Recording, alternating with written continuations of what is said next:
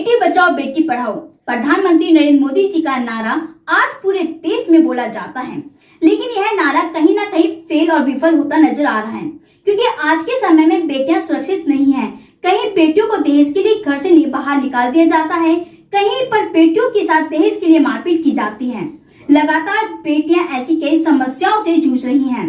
ताजा मामला फरीदाबाद के नगला एन्क्लेव पार्ट 2 का है, जहां पर चंचल नामक लड़की की शादी 2019 में सुमित वैसला नामक युवक से हुई थी। जी हाँ, मैं आपको बता दूं, चंचल और सुमित के 2 बच्चे भी हैं और करीब 2 साल से चंचल मायके में रहती है और उसका पति सुमित जो उसके मायके जाकर गाली गलौज करता है। चंचल का पति रोज नशा करता है और मारपीट करता है। चंचल का कहना है कि मेरे पति सुमित का नाजायज संबंध उसकी भाभी के साथ है। मेरे पति और मेरे सास के द्वारा मुझसे दहेज में कैश नकद की मांग की जाती है। नहीं देने पर मेरा पति मेरे साथ मारपीट करता है। मैं अपना और अपने बच्चों का पेट भरने के लिए आज एक निजी कंपनी में काम करने गई थी, तो मेरा पति मेरा पीछा करते करते कंपनी पहुंच गया और कंपनी में ही मारपीट शुरू कर दी। आज मुझे बहुत गंभीर चोटें आई हैं। मेरा मेडिकल करवाया गया। पूरी घटना सीसीटीवी कैमरे में कैद हो गई। मैं अपनी शिकायत लेकर पुलिस थाने पहुंची तो पुलिस ने पति पत्नी का मामला बताकर पल्ला झाड़ लिया। मेरी शिकायत नहीं लिखी। मुझे यह कहकर थाने से भगा दिया गया कि पति पत्नी के मामले में हम लोग कुछ नहीं कर सकते। साथ ही चंचल का ये भी कहना है कि मेरा पति सुमित वैसला मुझे जान से मारने की धमकी देता है और मुझ पर जानलेवा हमला करवा रहा है, लेकिन पुलिस सुमित वैसला पर कार्रवाई करने के लिए तैयार नहीं है, शिकायत लिखने के लिए तैयार नहीं है। आइए सुनाते हैं चंचल की कहानी, चंचल की जुबानी। मेरा नाम चंचल है और मैं सेक्टर 23 संजय कॉलोनी से आई हुई हूँ। मेरे हस्बैंड ने आज मेरे साथ मारपीट की है बहुत ज्यादा। मैं 2 साल से अपने माँ बाप के पास रह रही थी। उसका उसकी भाभी के साथ नाजायज संबंध था, जिसका मुझे पता चला तो मैंने इस चीज के लिए मैंने चौकी में भी कंप्लेंट की, लेकिन उन लोगों ने भी मेरी सुनवाई नहीं की। आज कल रात से वो मेरे को कॉल मैसेजेस कर रहा था कि मैं तुझे जान से मार दूंगा, या इसके लिए भी मैंने कोर्ट में केस डाल रखा है। लेकिन मेरे को उसने इतना परेशान कर दिया कि आज मेरे ऑफिस में घुस के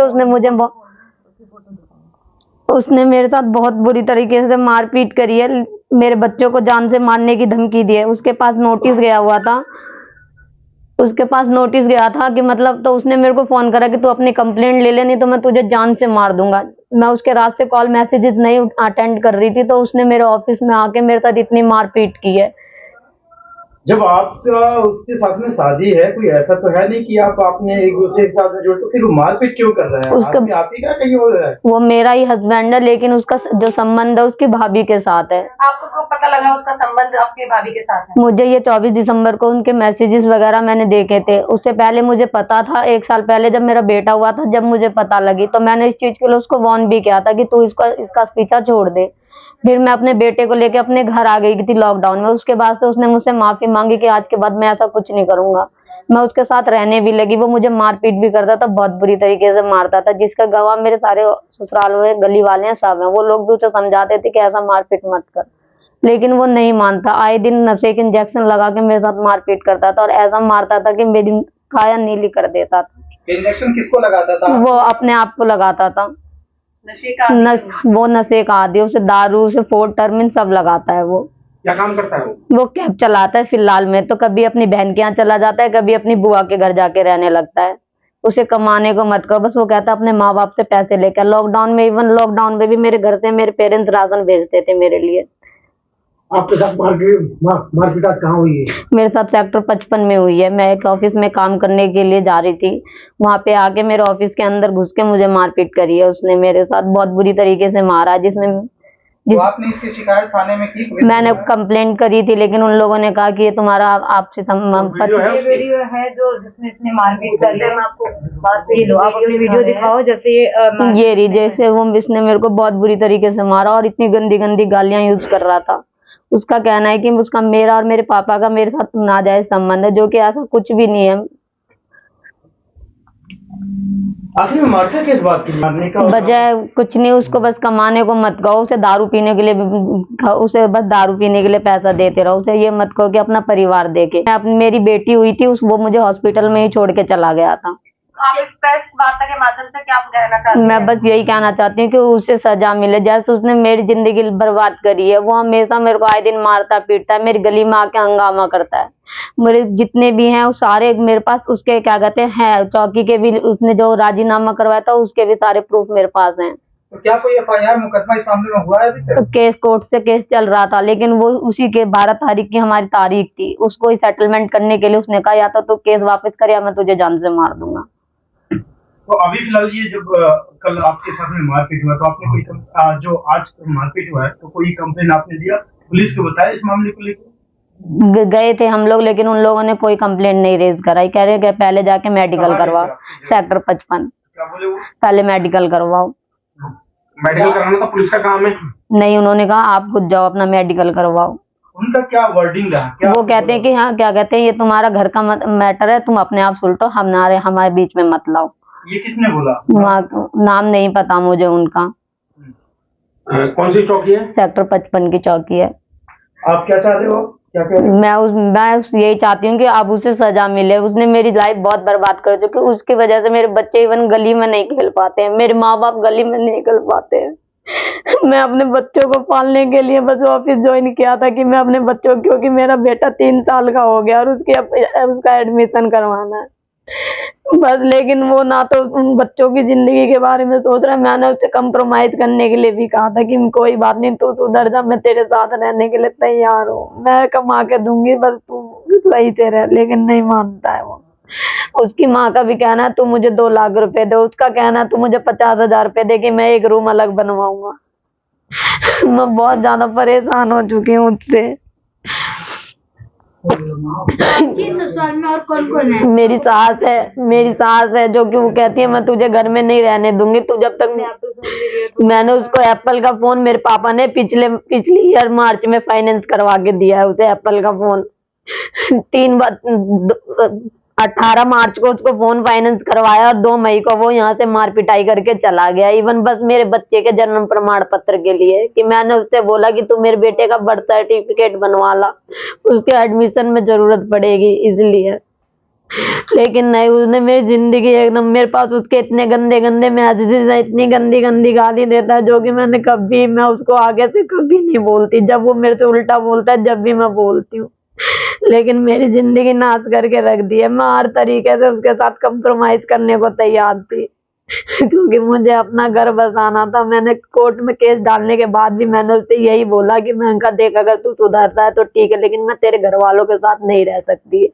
उन लोगों के शकल, उन लोगों के मैसेजेस जब मुझे याद आते तो मेरी लड़ाई उनसे होनी है। उसने कहा तू मुझे पैसे दे, तब मैं मकान बनवाऊंगा, नहीं तो नहीं बनवाऊंगा। तुझे रहना तो रह और नहीं रहना तो रह। अगर केस वापस नहीं ले रही तो मैं तुझे जान से मार दूंगा, फिर मैं मरूंगा। तो ये जो इस तरीके के ड्रामा हो रहे हैं, तो ये बताओ इसमें पैसे की जब मांग कर रहा है, क्यों कमाता नहीं क्यों? वो कुछ नहीं कमाता, जितना कमाता अपने नशे में उड़ा देता है। जैसे कि आप बता रहे कि वो नशा करता, उसके लिए फिर वो पैसे कहाँ से? वो कैब चलाता है, जो उसकी गाड़ी पर से जो पैसा आता है वो इन्हीं चीजों में लगा लेता है। सैटरडे को भी उसने ड्रिंक करके, उसके साथ एक लड़का था अंशुल, उसके साथ उसने उसको मेरी गली के कॉर्नर पे छोड़ा और उसके बाद मेरी एक भाभी है गली में, उससे कहता है कि उसको फोन कह दो, फोन उठा लेगी नहीं, आज इन लोगों का जागरण मैं करवा दूंगा। मैंने बहुत मिन्नतें करी, मैंने हाथ पांव जोड़ा, मैंने उसे मैसेज करा कि तू चले जा, मैं केस वापस ले लूंगी। फिर शांत हो गया और कल रात से फिर से वो ड्रामे करने लगा मेरे साथ। जैसे कि आपने बताया 2 साल से आप अपनी माँ के यहाँ पे, जी। तो बीच में उसने आपको लेके जाने की कोशिश? नहीं, कुछ भी नहीं। आता था, एक रात के लिए रहता था और चला जाता था। आता था, एक रात के लिए रहता था। जब मैंने कहा कि मेरे बच्चों की तबीयत खराब है, लड़की की मेरी तबीयत खराब थी, उसे डायरिया हो गया था, उसको बोला कि एडमिट करना होगा, तो मैंने कहा पैसे दे, तो उसने कहा कि मेरे पास कोई पैसे नहीं है, चाहे लड़की जिए या लड़की मरे, और वो अपनी भाभी के पास दोबारा नगला चला गया। जब वो लोग पैसा नहीं दे रहे थे तो आपने घर में क्यों रख रहे थे? वो हम रख नहीं रहे थे मैम, वो अपनी बहन के यहाँ चला जाता, उसकी एक बहन थी गांव में रहती है, उसके पास वहाँ चला जाता था। फिर कोई ना कोई बहाना करके कि मेरे साथ ऐसा करा उन लोगों ने, इसलिए मैं आ गया, मुझे रात भर रहने दे। बार-बार आप कह रहे हो कि भाभी से अफेयर है उसका, तो ये बात किसी को पता है? पूरी गली को पता है इस बारे में बात। जिन लोगों के पढ़े थे, और जब भी उसके मैसेजेस मैंने पढ़े और उसे दिखाए तो वो जब भी फोन लेके चला गया। और उसने मेरे पास एक वीडियो है, उसमें उसने एक्सेप्ट भी करा कि हाँ मैंने मैसेजेस किए थे। आज इसका ये मेरे पास पिछले 3-4 महीनों से मेरे से टच में है, कांटेक्ट में है। इसने बोला कि मेरे साथ ऐसे ऐसे घटना हुई है, तो मैंने इसका दो केस कोर्ट में फाइल कर रखे, डेवी और मेंटेनेंस, जिसमें इसके पति से खर्चा लेने का इसका केस डाल रखा है।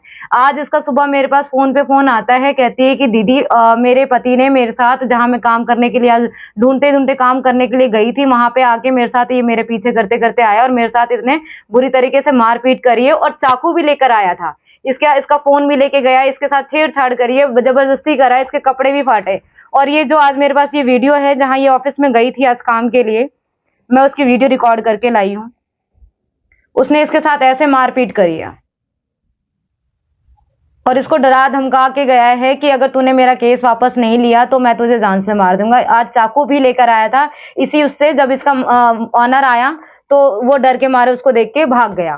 बात यह है कि जब इस तरीके से कोई आपका क्लाइंट समय से बता रही है, भी कहीं के दोषी लगा और मारपीट हो रहा है, तो पुलिस क्यों नहीं एक्शन ले रही है? कई बार पुलिस के पास ये लोग कई बार गए हैं, कई बार इसने पीसीआर 112 पे कॉल करके भी बुलाते हैं, तो इन लोगों का, पुलिस वालों का ये कहना होता है कि तुम्हारे हस्बैंड वाइफ का मैटर है और तुम्हारा आए दिन का होता है झगड़ा, तो इसमें हम इन्वॉल्व नहीं हो सकते। और आपका जो ऑलरेडी केस कोर्ट में चल रहा है तो हम इसमें कुछ नहीं कर सकते। जब आपका केस पेंडिंग है कोर्ट में तो हम इसमें कोई हस्तक्षेप वगैरह कुछ नहीं कर सकते और हम तुम्हारी कोई कंप्लेन नहीं ले रहे। इवन आज भी हम जब कंप्लेन लेके गए इसके बाद चौकी सेक्टर 55 में, तो उन्होंने ये बोला कि आपका ऑलरेडी केस पेंडिंग है तो हम इसमें क्या कर सकते हैं, आप जो करवाना है वो कोर्ट से करवाइए, हमारे हाथ में कुछ भी नहीं है।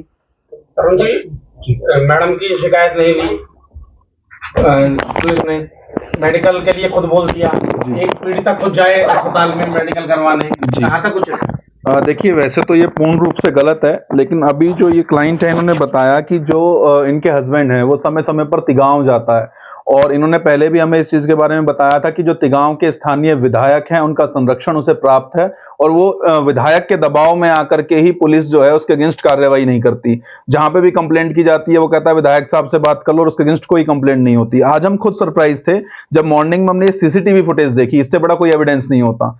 जिसको एक तरफ तो जो हमारी सरकार है वो महिला सुरक्षा की बात करती है, महिला शिक्षा की बात करती है, और एक तरफ ऐसा एविडेंस जिसमें प्रॉपर वीडियो में आ रहा है कि जबरदस्ती किसी के ऑफिस में घुसना, 452 आईपीसी बनती है, फिर उसके साथ मारपीट करना, उसके साथ छेड़छाड़ करना, चाहे वो आपकी वाइफ है। इसका मतलब ये नहीं है कि आप उसकी मर्जी के खिलाफ उसके साथ बदतमीजी करेंगे, छेड़छाड़ करेंगे, उसके वर्क प्लेस में घुस जाएंगे, कपड़े फाड़ने की कोशिश करेंगे और मारपीट करेंगे।